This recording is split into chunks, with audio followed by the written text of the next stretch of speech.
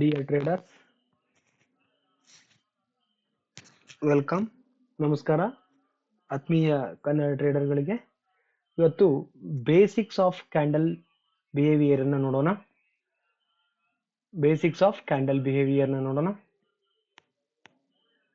Basic ಅಂದ್ರೆ ಇವತ್ತು ನೋಡಿ, ಕ್ಯಾಂಡಲ್ ಸ್ಟಿಕ್ ಬಗ್ಗೆ ಸಾಕಷ್ಟು ವಿಡಿಯೋ ಅವೈಲೇಬಲ್ ಇದೆ. ಬಟ್ ಇವತ್ತು ಸ್ವಲ್ಪ ಡಿಫ್ರೆಂಟ್ ಆಗಿ ಕ್ಯಾಂಡಲ್ ನ ನೋಡೋದು ಹೆಂಗೆ ಅಂತ ನಾವಿಲ್ಲಿ ಡಿಸ್ಕಸ್ ಮಾಡ್ತಾ ಇದ್ದೀವಿ. ಬನ್ನಿ ಶುರು ಮಾಡೋಣ. ಕ್ಯಾಂಡಲ್ ಅಂದ್ರೆ ಕ್ಯಾಂಡಲ್ ನ ಬೇರೆ ರೀತಿಯಲ್ಲಿ ಹೇಗೆ ನೋಡೋದು, ಏನನ್ನ ನೋಡಿದ್ರೆ ಅರ್ಥ ಆಗುತ್ತೆ ಅಂತ ನೋಡೋಣ. ಕ್ಯಾಂಡಲ್ ಅಂದ್ರೆ one of the best indicator in the chart ಅಂತ ಹೇಳ್ತೀವಿ ನಾವು. ನಮ್ಮ ಅನಾಲಿಸಿಸ್ ಸ್ವಲ್ಪ ಎಕ್ಸ್ಪರ್ಟ್ ಅವರು ಇದನ್ನೇ ಹೇಳ್ತಾರೆ. ಬೇರೆ ಎಲ್ಲಾ ಇಂಡಿಕೇಟರ್ಗಿಂತ ಕ್ಯಾಂಡಲ್ಲೇ ನಮ್ಮ ಬೇಸಿಕ್ ಒಳ್ಳೆ ಇಂಡಿಕೇಟರ್ ಆಗಿರುತ್ತೆ. ಅದರಿಂದ ನಾವು ಕ್ಯಾಂಡಲ್ ಅನ್ನ ಹೇಗೆ ಐಡೆಂಟಿಫೈ ಮಾಡಬೇಕು ಅಥವಾ ಏನಾಗ್ತಾ ಇದೆ ಅಂತ ಐಡೆಂಟಿಫೈ ಮಾಡ್ಬೇಕಿದ್ರೆ ಕ್ಯಾಂಡಲ್ ಬಗ್ಗೆ ಬೇಸಿಕ್ ತಿಳ್ಕೊಳ್ಬೇಕು. ಎಲ್ಲಾ ರಿಫ್ಲೆಕ್ಟ್ ಆಗೋದು ಕೂಡ ಕ್ಯಾಂಡಲ್ ಅಲ್ಲೇ. ಆ ಕ್ಯಾಂಡಲ್ ಅನ್ನ ಅನಾಲಿಸಿಸ್ ಮಾಡೋದನ್ನ, ಐಡೆಂಟಿಫೈ ಮಾಡೋದನ್ನ ನಾವು ತಿಳ್ಕೊಂಡ್ರೆ ಚಾರ್ಟ್ ಅನಾಲಿಸಿಸ್ ಮಾಡೋದು ತಿಳ್ಕೊಂಡಂಗೆ. ಈಗ ಚಾರ್ಟ್ ಅಲ್ಲಿ ಏನಿರುತ್ತೆ ಕೇಳಿ, ಇದು ಕ್ಯಾಂಡಲ್ ಚಾರ್ಟು. ಬೇಕಾದಷ್ಟು ಕ್ಯಾಂಡಲ್ ಇರುತ್ತೆ. ಬೇಕಾದಷ್ಟು ಕ್ಯಾಂಡಲ್ ಇರುವಾಗ ಫಸ್ಟ್ ನಾವು ಒಂದ್ ಕ್ಯಾಂಡಲ್ ಬಗ್ಗೆ ಫಸ್ಟ್ ತಿಳ್ಕೊಳ್ಳೋಣ. ಆನಂತರ ಸೆಟ್ ಆಫ್ ಕ್ಯಾಂಡಲ್ ಅನಾಲಿಸಿಸ್ ನ ಮುಂದೆ ಸ್ಟೆಪ್ ಬೈ ಸ್ಟೆಪ್ ನೋಡೋಣ.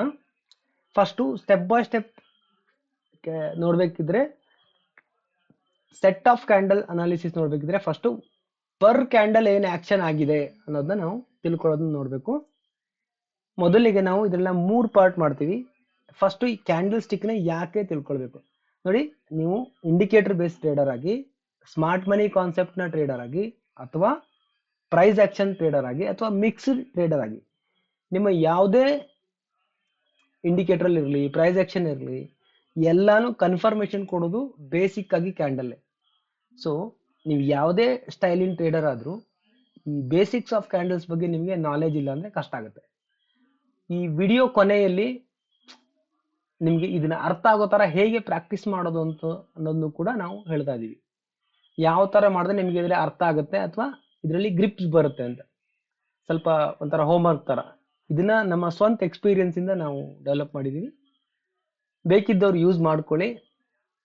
100% ಇದು ವರ್ಕ್ ಆಗುತ್ತೆ. ಯಾಕಂದ್ರೆ ನಮ್ಮ ಸಾಕಷ್ಟು ಮೆಂಬರ್ಸ್ಗೆ ನಾವು ಇದನ್ನ ಸಜೆಷನ್ ಮಾಡಿದೀವಿ. ಅವರು ಕೂಡ ಬಳಸಿ ಇದರಿಂದ ಅನುಕೂಲ ಮಾಡ್ಕೊಂಡಿದ್ದಾರೆ. ಏನ್ ಹೇಳಿ, ಯಾಕೆ ಟ್ರೇಡ್ ಕ್ಯಾಂಡಲ್ ಬಗ್ಗೆ ತಿಳ್ಕೊಳ್ಬೇಕು ಕೇಳಿದ್ರೆ, ಏನ್ ಆಗ್ತಾ ಇದೆ ಅಂತ ಒಂದು ನೋಡಿ. ಸಪೋಸ್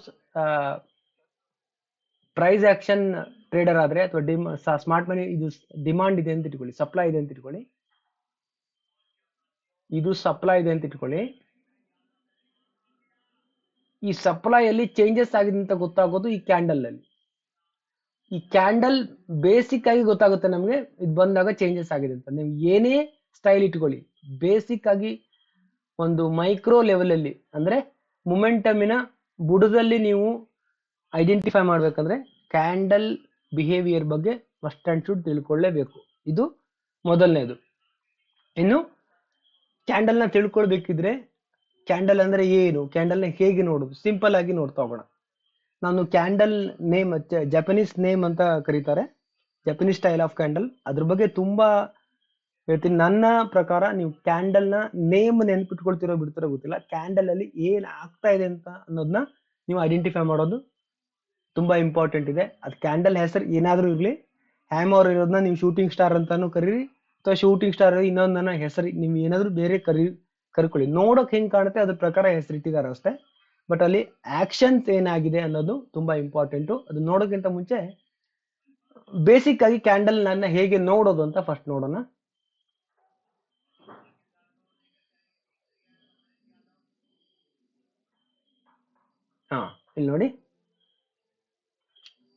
ಇಲ್ಲಿ ನೋಡಿ, ಕ್ಯಾಂಡಲ್ ಅಲ್ಲಿ 6 ಪೋರ್ಷನ್ ಇರುತ್ತೆ. ಒಂದು ಓಪನ್, ಇನ್ನೊಂದು ಕ್ಲೋಸ್.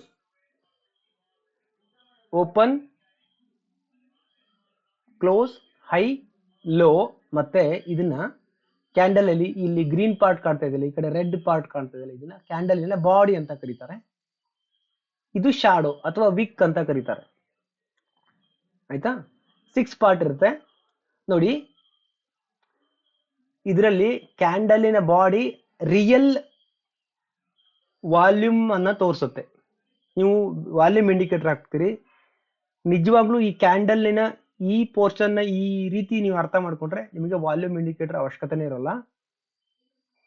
ರಿಯಲ್ ವಾಲ್ಯೂಮ್ ಯಾವ್ದು ಕೇಳಿದ್ರೆ ಈ ಕ್ಯಾಂಡಲಿನ ಬಾಡಿ. ಅಂದ್ರೆ ವಿಕ್ ಏನು? ವಿಕ್ ಅಂದ್ರೆ ಈ ಕೆಳಗಡೆ ಬಂದಿರೋ ವಿಕ್ಕು ಬೈಯರ್ಸ್ ಕೊಡೋ ಪ್ರೆಷರ್ ಅನ್ನ ತೋರಿಸುತ್ತೆ, ಮೇಲ್ಬರೆ ಇರೋ ವಿಕ್ಕು ಸೆಲ್ಲರ್ಸ್ ಪ್ರೆಷರ್ ನ ತೋರಿಸುತ್ತೆ. ನೋಡಿ, ಯಾವತ್ತು ಗ್ರೀನ್ ಬಾಡಿ ಇದೆ ಅಂದ್ರೆ ಬಾಡಿಯ ಲೋ ಯಾವತ್ತು ಓಪನ್ ಆಗಿರುತ್ತೆ, ಬಾಡಿ ಹೈ ಕ್ಲೋಸ್ ಆಗಿರುತ್ತೆ. ಅಂದ್ರೆ ಬಾಡಿ ಕೆಳಗಡೆ ಶಾಡೋ ಇದೆ, ಬಾಡಿ ಮೇಲ್ಗಡೆ ಶಾಡೋ ಇದೆ.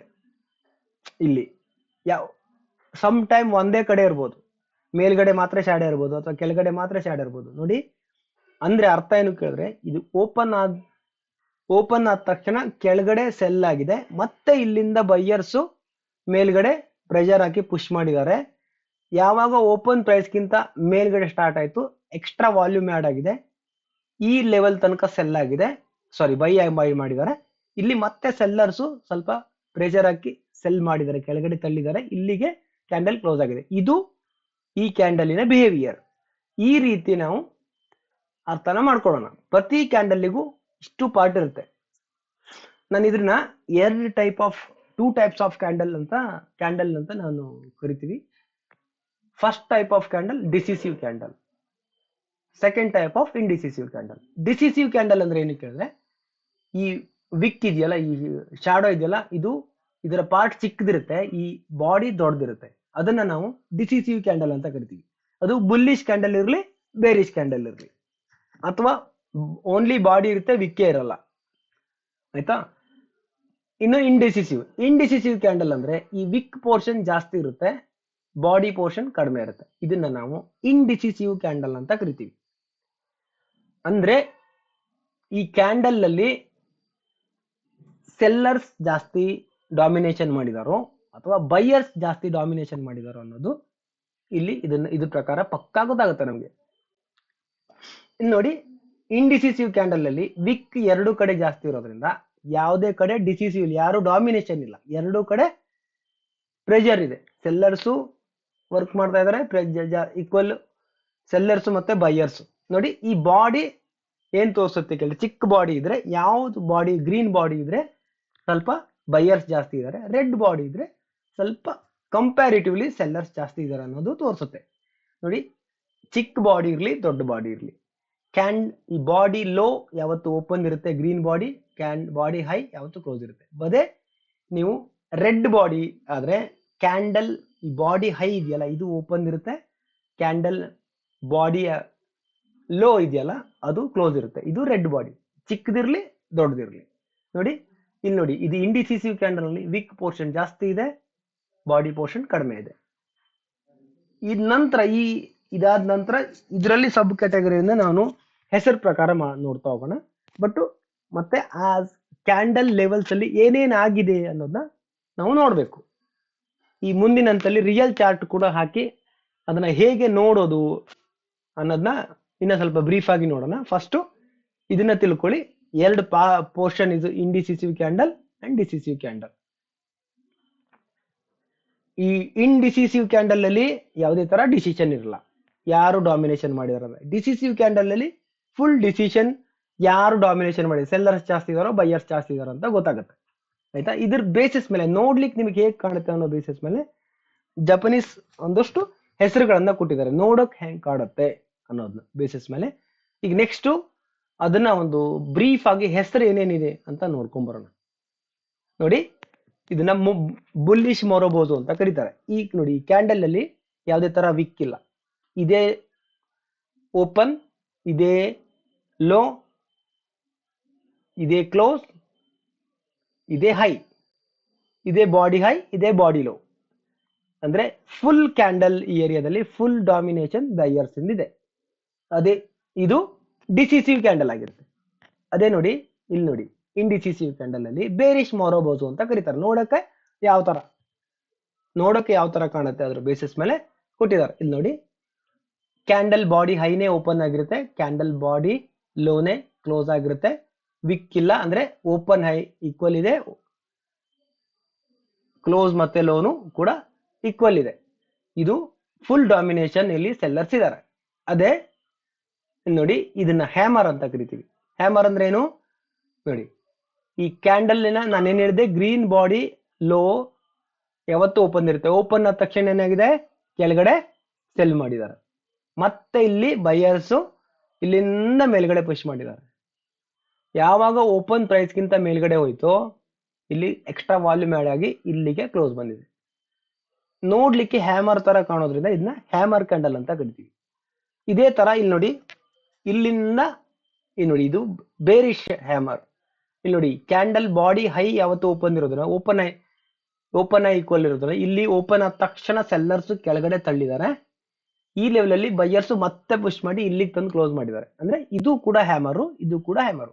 ಇದು ಬುಲ್ಲಿಶ್ ಹ್ಯಾಮರ್, ಇದು ಬೇರಿಶ್ ಹ್ಯಾಮರ್. ಅಥವಾ ನೋಡ್ಲಿಕ್ಕೆ ಇದನ್ನ ಹ್ಯಾಂಗಿಂಗ್ ಮ್ಯಾನ್ ಅಂತಾನು ಕರೀತಾರೆ. ನೋಡಿ ಇದು ಡೋಜಿ ಕ್ಯಾಂಡಲ್ ಅಲ್ಲಿ ಏನಿರುತ್ತೆ, ಆಲ್ಮೋಸ್ಟ್ ಕ್ಯಾಂಡಲ್ ಎಲ್ಲಿ ಓಪನ್ ಆಗಿರುತ್ತೆ ಅಲ್ಲೇ ಕ್ಲೋಸ್ ಆಗಿರುತ್ತೆ. ವಿಕ್ ಪೋರ್ಷನ್ ತುಂಬಾ ದೊಡ್ಡದಿದೆ, ಆ ಕಡೆ ಈ ಕಡೆ ಪ್ರೆಷರ್ ಇದೆ, ಆ ಕಡೆ ಮೊಮೆಂಟಮ್ ಆಗಿದೆ. ನೋಡಿ ಓಪನ್ ಆದ ತಕ್ಷಣ ಸೆಲ್ ಆಗಿದೆ, ಕೆಳಗೆ ಬಂದಿದೆ. ಇಲ್ಲಿ ಬೈಯರ್ಸ್ ಮತ್ತೆ ಮೇಲ್ಗಡೆ ತಳ್ಳಿದ್ದಾರೆ, ಇಲ್ಲಿ ಮತ್ತೆ ಸೆಲ್ಲರ್ಸ್ ಕೆಳಗಡೆ ತಳ್ಳಿದ್ದಾರೆ. ಎಲ್ಲಿ ಓಪನ್ ಆಗಿದೆಯೋ ಅಲ್ಲೇ ಬಂದು ಕ್ಲೋಸ್ ಆಗಿದೆ. ಇದನ್ನ ಡೋಜಿ ಅಂತ ಕರಿತೀವಿ. ಆಯ್ತಾ? ನೋಡಿ ಇದು ಲಾಂಗ್ ಲೆಗ್ ಡೋಜಿ ಅಂತ. ಅಂದ್ರೆ ವಿಕ್ ಜಾಸ್ತಿ ಇದೆ, ಅಂದ್ರೆ ಹೆಚ್ಚು ವೊಲಟೈಲ್ ಇದೆ ಅಂತ ಗೊತ್ತಾಗುತ್ತೆ ನಮಗೆ. ನೋಡಿ ಎಲ್ಲಿ ಓಪನ್ ಆಗಿದೆಯೋ ಅಲ್ಲೇ ಕ್ಲೋಸ್ ಆಗಿದೆ. ಇದು ಸ್ಮಾಲ್ ಬಾಡಿ ಇದೆ, ರೆಡ್ ಬಾಡಿ. ಅಂದ್ರೆ ಇಲ್ಲಿ ಓಪನ್ ಆದ ನೋಡಿ, ರೆಡ್ ಬಾಡಿ ಇದು ಮೇಲ್ಗಡೆ ವಿಕ್ ಇದೆ, ಅಂದ್ರೆ ಓಪನ್ ಆದ ತಕ್ಷಣ ಬೈಯಿಂಗ್ ಬಂದಿದೆ. ಈ ಲೆವೆಲ್ ಅಲ್ಲಿ ಮತ್ತೆ ಕೆಳಗಡೆ ತಳ್ಳಿದ್ದಾರೆ. ಎಲ್ಲಿ ತನಕ? ಇಲ್ಲಿ ತನಕ. ಇಲ್ಲಿಂದ ಮತ್ತೆ ಬೈಯರ್ಸ್ ಮೇಲ್ಗಡೆ ತಳ್ಳಿದ್ದಾರೆ, ಇಲ್ಲಿಗೆ ತಂದು ಕ್ಲೋಸ್ ಆಗಿದೆ. ಅಂದ್ರೆ ಫೈಟ್ ಇದೆ ಅಂತ ಅರ್ಥ. ಇದೇ ತರ ಗ್ರಾವ್ಸ್ಟಾನ್ ಡೋಜ್ ಅಂದ್ರೆ ನೋಡಕ್ ಯಾವ ತರ ನೋಡಿ.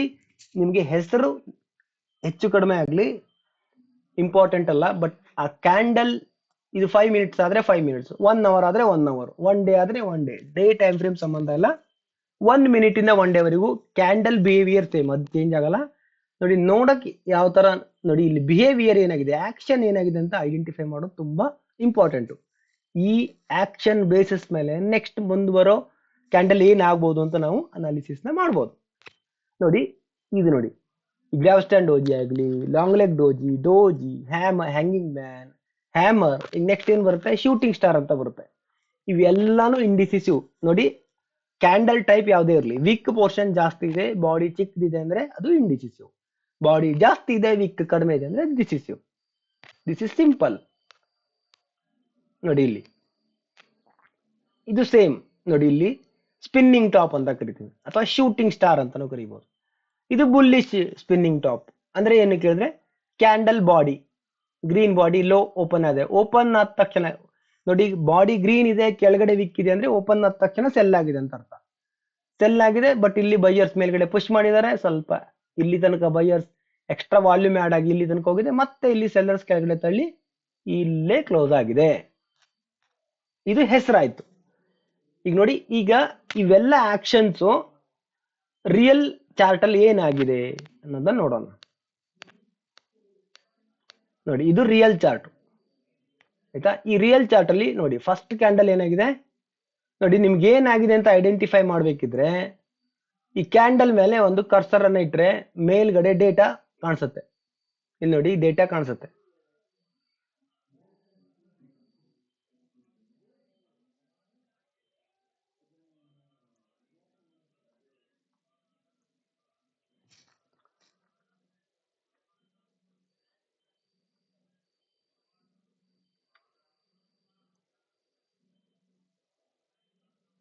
ನೋಡಿ ನಾವಿಲ್ಲಿ ಕರ್ಸರ್ ಇಟ್ಟ ತಕ್ಷಣ ಇದೇ ಮೇಲ್ಗಡೆ ಇಲ್ಲಿ ನೋಡಿ, ಓ ಅಂತ ಅಂದ್ರೆ ಓಪನ್ ಅಂತ, ಎಚ್ ಅಂದ್ರೆ ಹೈ, ಎಲ್ ಅಂದ್ರೆ ಕ್ಲೋಸ್ ಲೋ, ಸಿ ಅಂದ್ರೆ ಕ್ಲೋಸ್. ಆಯ್ತಾ? ನೋಡಿ ಇಲ್ಲಿ ನೋಡಿ ಫಸ್ಟ್ ತಕ್ಷಣ ನೋಡಿ, ನಾನಿಲ್ಲಿ ಏನಿದೆ ಗ್ರೀನ್ ಬಾಡಿ ಓಪನ್ ಇರುತ್ತೆ ನೋಡಿ, 24,470 ಅಂತ ತೋರಿಸ್ತಾ ಇದೆ, 24,470 ನೋಡಿ. ಅದೇ ಪ್ರೈಸ್ ಆ ಕಡೆಯಿಂದ ತೋರಿಸ್ತಾ ಇದೆ, ಇಲ್ಲಿ ಮೇಲ್ಗಡೆ ಅದೇ ತೋರಿಸ್ತಾ ಇದೆ. ಅಂದ್ರೆ ಓಪನ್ ಲೋ ಇದಿದೆ ನೋಡಿ, ಲೋ ಯಾವ್ದು ಕೇಳಿದ್ರೆ 24,434 ಅಂದ್ರೆ ಓಪನ್ ಆದ ತಕ್ಷಣ ಸೆಲ್ ಆಗಿದೆ. ಬಟ್ ಇಲ್ಲಿ ಇಲ್ಲಿಂದ ಮತ್ತೆ ಬೈಯರ್ಸ್ ಮೇಲ್ಗಡೆ ಪುಷ್ ಮಾಡಿದ್ದಾರೆ ನೋಡಿ. ಇಲ್ಲಿ ತನಕ ಹೋಗಿದೆ ನೋಡಿ. ಹೈ 20 ಎಷ್ಟು, ಹೈ ಎಷ್ಟು 24, 24,515. ಅಲ್ಲಿಂದ ಮತ್ತೆ ಸೆಲ್ಲರ್ಸ್ ಆಡ್ ಆಗಿ ಕೆಳಗಡೆ ತಳ್ಳಿದ್ದಾರೆ. ಇಲ್ಲಿ ಕ್ಲೋಸ್ ಬಂದಿದೆ 24,479 ನೋಡಿ, ಕ್ಲೋಸ್ ಅಂತ ಇದೆ 24,479 ನೋಡಿ, 24,479. ಇದೇ ತರ ನೀವು ಕ್ಯಾಂಡಲ್ಸ್ ನ ನೋಡ್ಬೇಕು ಆಯ್ತಾ. ಇದು ಯಾವ ಕ್ಯಾಂಡಲ್ ಕೇಳಿದ್ರೆ shooting star, but long leg, wick ತುಂಬಾ ಜಾಸ್ತಿ ಇದೆ, ಅಂದ್ರೆ ಎರಡು ಕಡೆ ಪ್ರೆಷರ್ ಜಾಸ್ತಿ ಇದೆ. ಇದು ಇಂಡಿಸಿಸಿವ್ ಕ್ಯಾಂಡಲ್. ಟೈಪ್ಸ್ ಆಫ್ ಕ್ಯಾಂಡಲ್ ಯಾವ್ದು ಕೇಳಿದ್ರೆ ಇಂಡಿಸಿಸಿವ್. ಈ ರೀತಿಯಲ್ಲಿ ನೀವು ಅನಾಲಿಸಿಸ್ ಮಾಡ್ತಾ ಹೋಗ್ಬೇಕು ನೋಡಿ. ನೆಕ್ಸ್ಟ್ ಏನಾಗಿದೆ, ಈ ಕ್ಯಾಂಡಲ್ ಅಲ್ಲಿ ಇಲ್ಲಿ ಓಪನ್ ಆಗಿದೆ. ಓಪನ್ ಆದ ತಕ್ಷಣ ಮೇಲ್ಗಡೆ ವಿಕ್ ಇದೆ, ರೆಡ್ ಬಾಡಿ ನೋಡಿ. ಓಪನ್ 20 ನೋಡಿ, 24,477 ತೋರಿಸ್ತಾ ಇದೆ ನೋಡಿ. ಓಪನ್ ಆದ ತಕ್ಷಣ ಮೇಲ್ಗಡೆ ಹೋಗಿದೆ. ಇಲ್ಲಿ ಸೆಲ್ಲರ್ಸ್ ಆಡ್ ಆಗಿದ್ದಾರೆ. ಇಲ್ಲಿಂದ ಕೆಳಗಡೆ ತಳ್ಳಿದೆ. ಒಂದ್ ಸಲ ಓಪನ್ ಪ್ರೈಸ್ ಗಿಂತ ಕೆಳಗಡೆ ಬಂದ ತಕ್ಷಣ ಎಕ್ಸ್ಟ್ರಾ ವಾಲ್ಯೂಮ್ ಆಡ್ ಆಗಿ ಇಲ್ಲಿ ತನಕ ಸೆಲ್ಲಿಂಗ್ ಬಂದಿದೆ. ಬಟ್ ಇಲ್ಲಿ ಸ್ಲೈಟ್ ಆಗಿ ಸ್ವಲ್ಪ ಮಟ್ಟದಲ್ಲಿ ಬೈಯರ್ಸ್ ಆಡ್ ಆಗಿ ಮೇಲ್ಗಡೆ ತಳ್ಳಿ ಇಲ್ಲಿ ಕ್ಲೋಸ್ ಮಾಡಿದ್ದಾರೆ ನೋಡಿ. 24,463 ನೋಡಿ, ಕ್ಲೋಸ್ 24,463, 24,463 ಬಂದಿದೆ. ಪ್ರತಿಯೊಂದು ಡೇಟಾ ಮೇಲ್ಗಡೆ ಶೋ ಆಗುತ್ತೆ.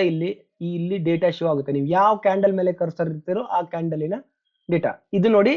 ಕಂಪ್ಯಾರಿಟಿವ್ಲಿ ಇದು ಕೂಡ ನೋಡಿ, ಪೋರ್ಷನ್ ಯಾವ್ದು ಜಾಸ್ತಿ ಇದೆ, ವಿಕ್ ಜಾಸ್ತಿ ಇದ್ರೆ ಇಂಡಿಸಿಸಿವ್, ಬಾಡಿ ಜಾಸ್ತಿ ಇದ್ರೆ ಡಿಸಿಸಿವ್ ನೋಡಿ.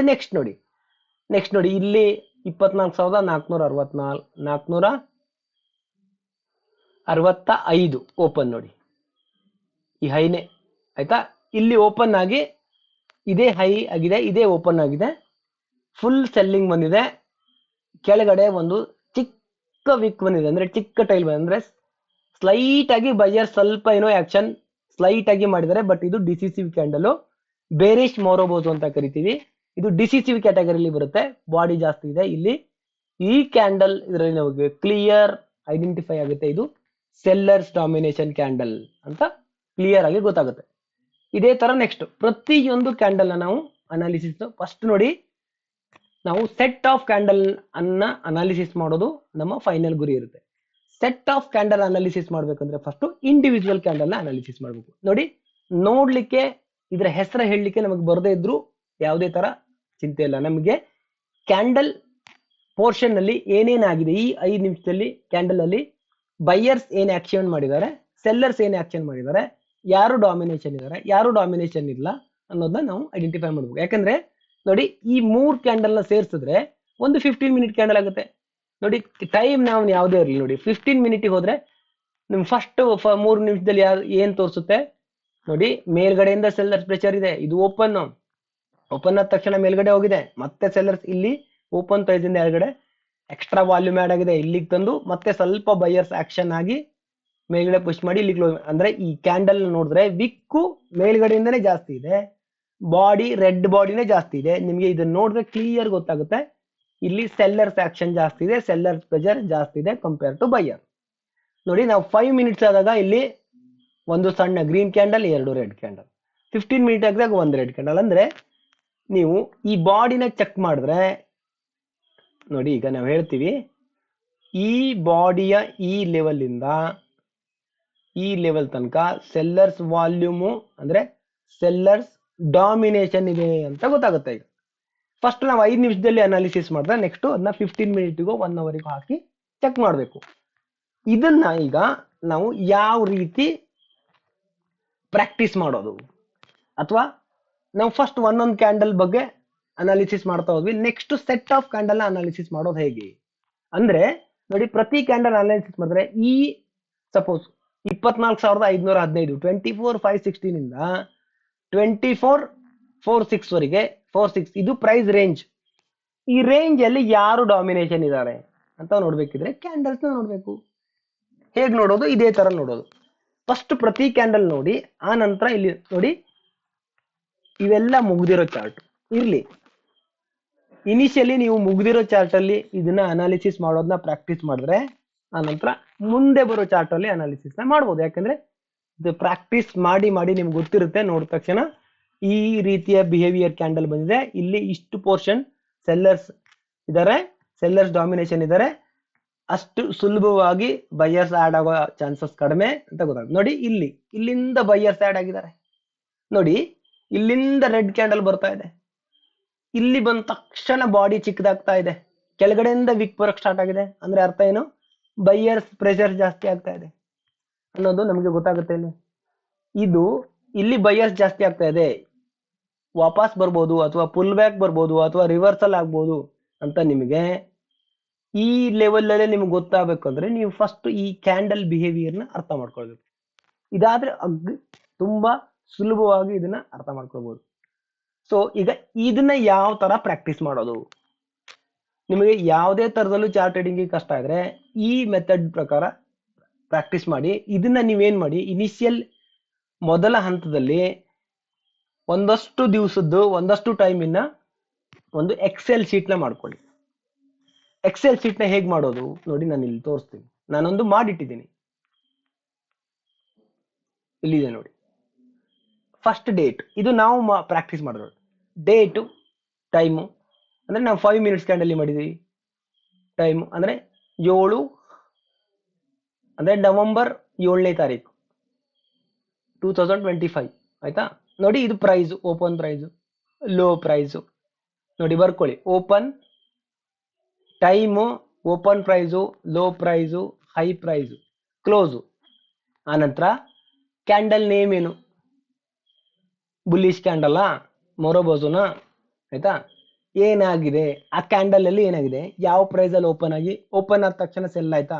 ಸೆಲ್ ಆದ್ರೆ ಸೆಲ್ ಆಗಿ ಒಂದು ಬಾಟಮ್ ಲೆವೆಲ್ ಇಂದ ಬೈಯರ್ಸ್ ಆಡ್ ಆಗಿದ್ದಾರೆ, ಮೇಲ್ಗಡೆ ಪುಷ್ ಮಾಡಿದ್ದಾರೆ.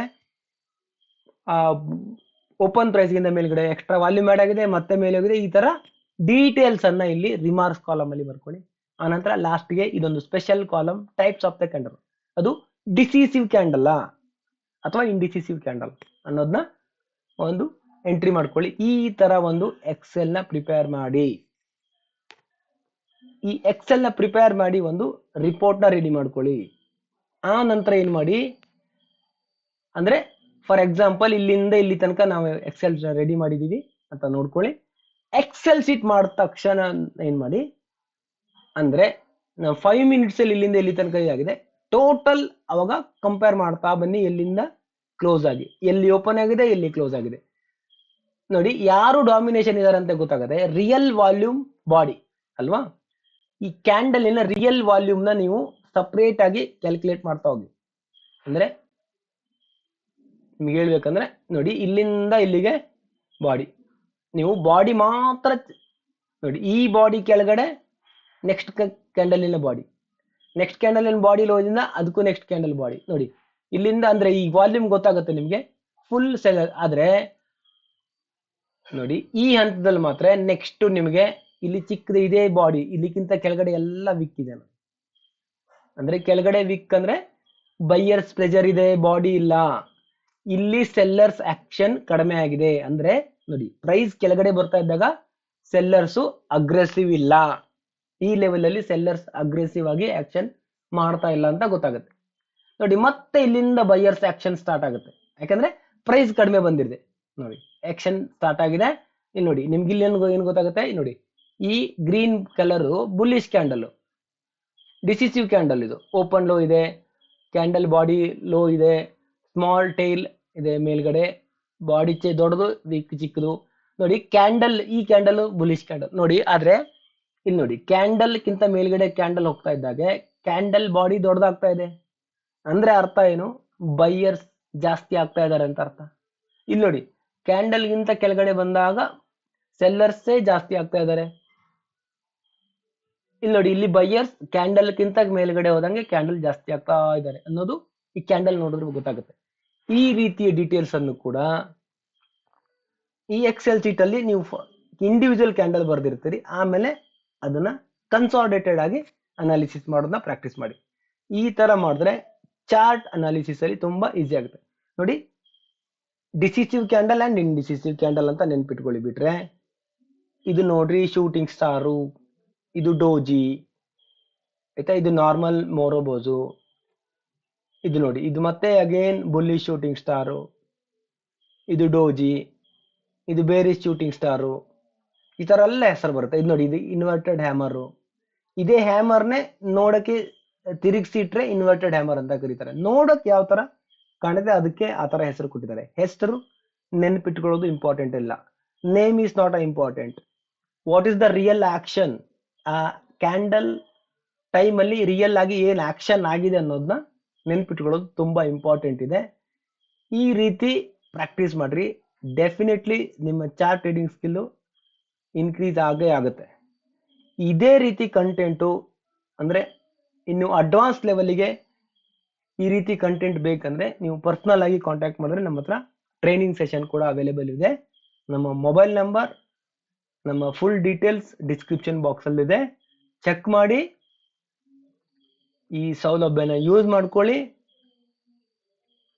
ಪ್ರಾಫಿಟೇಬಲ್ ಟ್ರೇಡರ್ ಆಗಿ ಚೇಂಜ್ ಆಗಕ್ಕೆ ಬೇಸಿಕ್ ಆಗಿ ಇದು ನೋಡಿ, ಹೊಸದಾಗಿ ಟ್ರೇಡಿಂಗ್ ಸ್ಟಾರ್ಟ್ ಮಾಡೋರಿಗೆ ಅಥವಾ ಟ್ರೇಡಿಂಗ್ ಅಲ್ಲಿ ತುಂಬಾ ಕಷ್ಟ ಪಡ್ತಾ ಇರೋರಿಗೆ ಇದು ತುಂಬಾ ಹೆಲ್ಪ್ ಆಗುತ್ತೆ. ಯಾಕಂದ್ರೆ ನಮ್ಮ 50-60 ಮೆಂಬರ್ಸ್ಗಳಲ್ಲಿ ಸುಮಾರಷ್ಟು ಜನ ಇದರಿಂದ ಅವರ ಚಾರ್ಟ್ ಟ್ರೇಡಿಂಗ್ ಸ್ಕಿಲ್ ನ ತುಂಬಾ ಇಂಪ್ರೂವ್ ಮಾಡ್ಕೊಳ್ಳಿ. ಇದರಿಂದ ನೀವು ಮೈಕ್ರೋ ಲೆವೆಲ್ ಅಲ್ಲಿ ಎಂಟ್ರಿ ತಗೊಳ್ಳಿಕ್ಕೆ ತುಂಬಾ ಈಸಿ ಆಗುತ್ತೆ. ಅಂದ್ರೆ ಈ ಮೊಮೆಂಟಮ್ ಅಲ್ಲಿ ನೋಡಿ, ನೀವು ಇಲ್ಲೇ ಸೆಲ್ಲಿಂಗ್ ಎಂಟ್ರಿ ತಗೊಳ್ಬೇಕಾ ಅಥವಾ ಇಲ್ಲೇ ಸೆಲ್ಲಿಂಗ್ ಎಂಟ್ರಿ ತಗೊಳ್ಬೇಕಾ, ಇದನ್ನು ಕೂಡ ಇಲ್ಲೇ ಎಂಟ್ರಿ ತಗೊಳ್ಳೋದು ಯಾಕೆ ತಗೊಳ್ಬೇಕು ಅನ್ನೋದನ್ನು ಕೂಡ ನಿಮಗೆ ಐಡೆಂಟಿಫೈ ಮಾಡೋದು.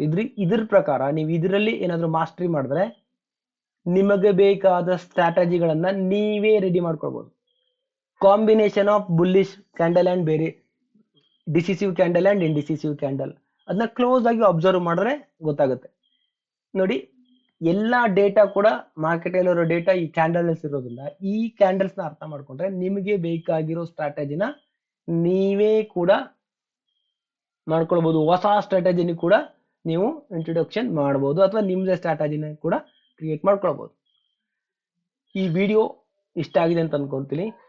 ಇಷ್ಟ ಆದ್ರೂ ಕಮೆಂಟ್ ಮಾಡಿ, ಇಷ್ಟ ಆಗಿಲ್ಲ ಅಂದ್ರೂ ಕಮೆಂಟ್ ಮಾಡಿ. ಹೊಸ ಟ್ರೇಡರ್ಗಳಿಗೆ ನಿಮ್ಮ ಫ್ರೆಂಡ್ಸಿಗೆ ಶೇರ್ ಮಾಡಿ. ಎಕ್ಸ್ಪೀರಿಯನ್ಸ್ ಇರೋರು ಕೂಡ ಈ ರೀತಿ ಎಕ್ಸೆಲ್ ಶೀಟ್ ಪ್ರಿಪೇರ್ ಮಾಡಿ ಸ್ವಲ್ಪ ಪ್ರಾಕ್ಟೀಸ್ ಮಾಡಿದ್ರೆ ನಿಮ್ಮ ಟ್ರೇಡಿಂಗ್ ಅಲ್ಲಿ ಕಷ್ಟಪಡ್ತಾ ಇದ್ರೆ ಅದು ಪಕ್ಕ ಅನುಕೂಲ ಆಗುತ್ತೆ. ಇನ್ನು ಅಡ್ವಾನ್ಸ್ ಸ್ಟ್ರಾಟಜಿ ವೈಸ್ ನಿಮಗೆ ವಿಡಿಯೋಗಳು ಬೇಕು, ಪರ್ಸನಲ್ ಆಗಿ 1-to-1 ಕೋಚಿಂಗ್ ಅವೈಲೇಬಲ್ ಇದೆ. ಅಂದ್ರೆ ಪರ್ಸನಲ್ ಆಗಿ ಒಬ್ಬೊಬ್ಬರನ್ನೇ ನಾವು ಆನ್ಲೈನ್ ಅಲ್ಲಿ ಗೂಗಲ್ ಮೀಟ್ ತಗೊಂಡು ಡೈರೆಕ್ಟ್ ಆಗಿ ನಿಮ್ಮ ಎಲ್ಲಾ ಕ್ವಶನ್ಸ್ಗೆ ಆನ್ಸರ್ ಮಾಡ್ತಾ ನಮ್ಮ ಸ್ಟ್ರಾಟಜಿ, ಅಡ್ವಾನ್ಸ್ ಸ್ಟ್ರಾಟಜಿನ ತೋರಿಸ್ತೀವಿ. ನಾವು ಯಾವುದೇ ತರ ರೆಡಿಮೇಡ್ ಚಾರ್ಟ್ ಗಳಿಗೆ ತೋರಿಸಲ್ಲ. ನೀವು ಯಾವ ಡೇಟ್ ಹಾಕ್ತಿರೋ ಆ ಡೇಟ್ಗೆ ನಮ್ಮ ಸ್ಟ್ರಾಟಜಿಗಳನ್ನ ಇಂಟ್ರೊಡಕ್ಷನ್ ಮಾಡಿ ನಿಮಗೆ ತೋರಿಸ್ತೀವಿ. ಈ ಸೌಲಭ್ಯ ಸದ್ಯಕ್ಕೆ ಇದು ಸ್ವಲ್ಪ ಯುನೀಕ್ ಸರ್ವಿಸು, ಈ ಸರ್ವಿಸ್ನ ಯೂಸ್ ಮಾಡ್ಕೊಳ್ಳಿ ಅಂತ ಹೇಳ್ತಾ ಇವತ್ತಿನ ವಿಡಿಯೋನ ಮುಗಿಸೋಣ. ಮುಂದಿನ ವಿಡಿಯೋದಲ್ಲಿ ಇನ್ನೂ ಒಳ್ಳೆ ಕಂಟೆಂಟ್ನ ಕೊಡ್ತೀವಿ. ನಮಸ್ಕಾರ.